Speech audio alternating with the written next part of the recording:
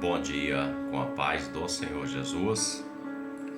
Primeira carta de Paulo aos Coríntios, capítulo 15, verso de número 58, declara assim: Portanto, meus amados irmãos, sede firmes e constantes, sempre abundantes na obra do Senhor, sabendo que o vosso trabalho não é vão no Senhor.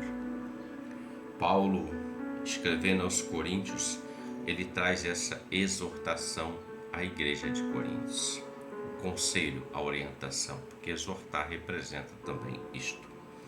E ele fala da importância de sermos firmes, constantes e sempre abundantes.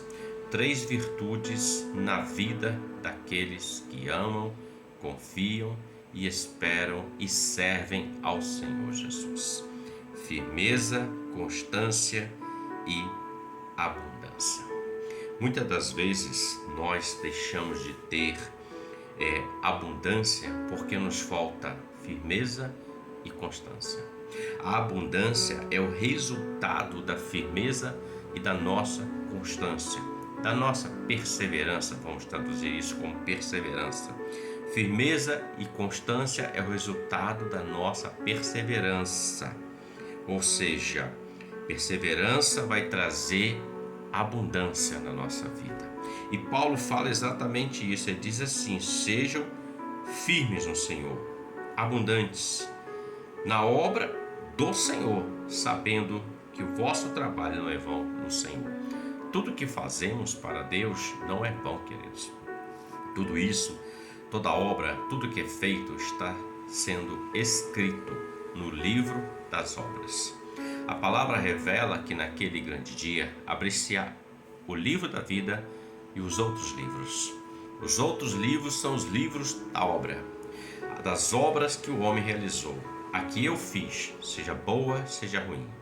O que Paulo fala em 1 Coríntios capítulo 3, ele fala de 6 tipos de obra. Ele fala pedras preciosas, ouro e prata, mas ele também fala de madeira, feno e palha. Tudo o que fizermos que está dentro dessa tipologia que ele apresenta está descrito nesse livro.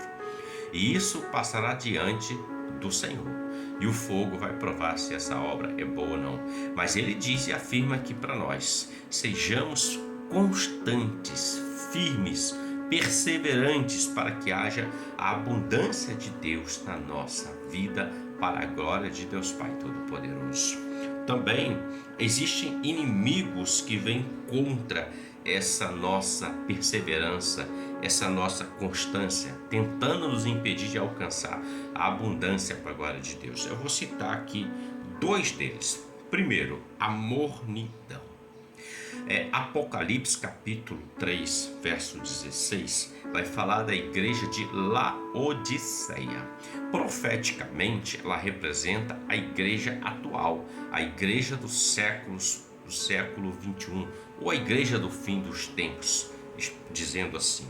Ela representa uma igreja morna, onde Jesus fala: olha, porque não és frio nem quente, mas é morna, eu estou a ponto de vomitar-te da minha boca.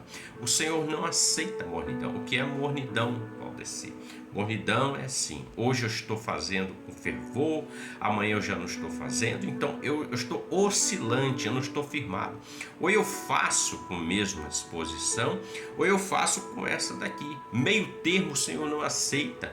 É como Eutico estava na janela ouvindo a palavra de Paulo em Atos, e ele ouvia a palavra e olhava pela janela, ouvia a palavra e olhava pela janela, ou seja, ele prestava atenção na palavra, mas ele prestava atenção do lado de fora, aquilo que estava lá de fora, e ele caiu da janela. Então Deus não aceita mornidão, e mornidão impede que nós possamos alcançar aquilo que Deus tem para nós, queridos irmãos. Um segundo fala do medo. O medo impede que o servo de Deus, o homem, e até o homem natural, ele alcance a realização dos seus sonhos, dos seus projetos. Impede que o servo do Senhor, ele seja usado com ousadia, com unção, com poder. Por quê? A palavra diz que é do alto que vem o poder, não é dos homens, não é de ninguém, de uma posição iminente, mas vem do Senhor, vem da unção do Espírito Santo. E o Espírito Santo dá os dons a cada um conforme lhe apraz, ou seja, para aquilo que é necessário à obra de Deus. Então, às vezes o Senhor dá, mas temos medo de realizar. Será que eu vou conseguir? Será que eu vou fazer? Não vai dar certo? Como é que vai ser? O medo toma conta. O medo tomou conta do coração de Pedro quando ele estava andando sobre as águas. Nenhum outro apóstolo, nenhum outro na Bíblia você vai ver andar sobre as águas, a não ser Jesus e Pedro. Mas Pedro, enquanto ele olhava firme para o Senhor, confiante, enquanto ele estava firme e constante ali caminhando, ele andou sobre as águas, mas quando ele teve medo, ele começa a naufragar. O medo impede que o homem receba o melhor de Deus. O Senhor distribuiu 10 talentos para um, 5 para outro na parábola dos talentos e 1 para um outro. Então veja, a palavra diz que cada um recebeu na medida da sua capacidade. O que tinha 10 trabalhou, dobrou. O que tinha 5 trabalhou, dobrou. Mas o que tinha 1, ele enterrou na terra. E quando foi prestar contas, ele disse: eu tive medo. O medo é um inimigo para que o homem ele não alcance a abundância da graça de Deus, a abundante graça do Senhor, queridos. E eu quero falar de um terceiro, eu falei 2, mas vou falar de um terceiro que o Senhor fala comigo aqui, que fala do interesse pessoal. Quando o homem é dotado da capacidade de Deus, do talento de Deus, da unção, do poder, do dom, e ele começa a usar isso como interesse pessoal e não interesse para a glória de Deus. Jesus disse: recebeste de graça dai. Isso faz com que o homem ele não seja abundante.